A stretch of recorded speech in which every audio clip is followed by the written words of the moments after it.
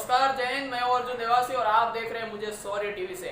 आज की इस वीडियो में हम बात करेंगे Asia Pacific and Indo Pacific region के बारे में।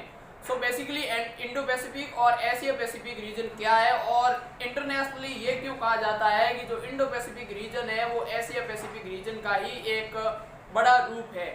इस पूरी वीडियो में हम पूरी ये चर्चा करेंगे इंडो पैसिफिक रीजन और एशिया पैसिफिक रीजन में क्या डिफरेंस है, कौन कौन सी कंट्री इसके अंतर्गत आती है और टोटल कितनी कंट्री है जो इसके अंतर्गत आती है। हम ये सब डिटेल में चर्चा करने वाले हैं। आशा करता हूँ कि आप ये वीडियो पूरा जरूर देखेंगे।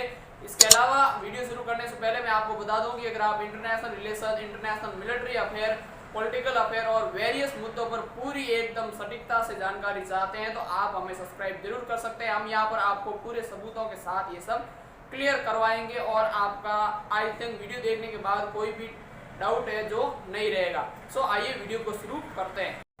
फर्स्ट ऑफ ऑल हम बात करेंगे इंडो पैसिफिक के बारे में। बेसिकली इंडो पैसिफिक का जो आइडिया है वो पुराना नहीं है। अभी से जो लगभग आप कह सकते हैं 2017 या 18 के बाद से ही इंडो पैसिफिक को प्रमोट करना शुरू किया। इससे पहले जो यूएसए या वेरियस जो कंट्रीज, डेवलपिंग कंट्री है, वो एशिया पैसिफिक को ज़्यादा मानती थी। लेकिन भारत के जो भारत का कद है बढ़ता हुआ, उसको देख करके अब इस पूरे रीजन को इंडो पैसिफिक रीजन के नाम से जाना जाता है। जिसके अंतर्गत मैं आपको बता दूं कि जो ईस्ट अफ्रीका है उसके तट से लगा करके इधर न्यूजीलैंड, ऑस्ट्रेलिया, जापान और इसके इन सबको मिला करके करीब 38 कंट्री इस इंडो पैसिफिक रीजन के अंतर्गत आती है और जिसमें चाइना भी साथ में आता है और हमारा इंडिया भी साथ में आता है।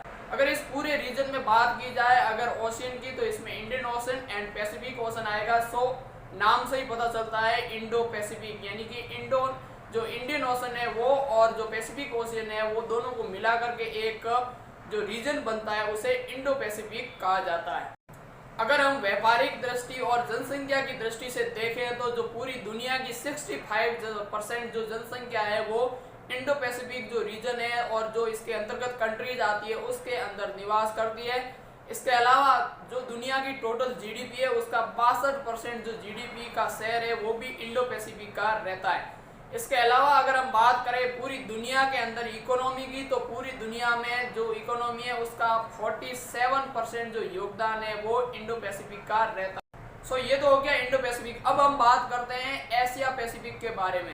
अगर एशिया पैसिफिक के अंतर्गत जो कंट्रीज की बात की जाए तो उसके अंतर्गत north east Asian country and south east Asian country इसके अंतर्गत आती है, जिसकी सीमा समुद्र से लगती हो और वो सिया समुद्र, प्रशांत महासागर हो। तो इस पूरे रीजन को एशिया पैसिफिक रीजन के नाम से जाना जाता है।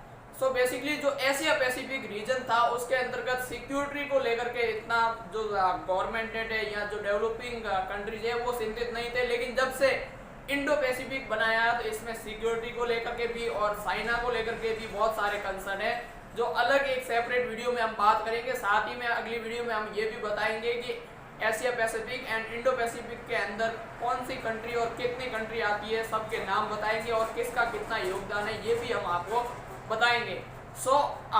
इस इंडो पैसिफिक की सिक्योरिटी के लिए क्वाड भी बनाया गया है और इसके अलावा जो ऑस्ट्रेलिया, यूएस और यूके ने मिलकर के एक और अपना अलाइंस बनाया वो भी इंडो पैसिफिक से ही रिलेटेड है।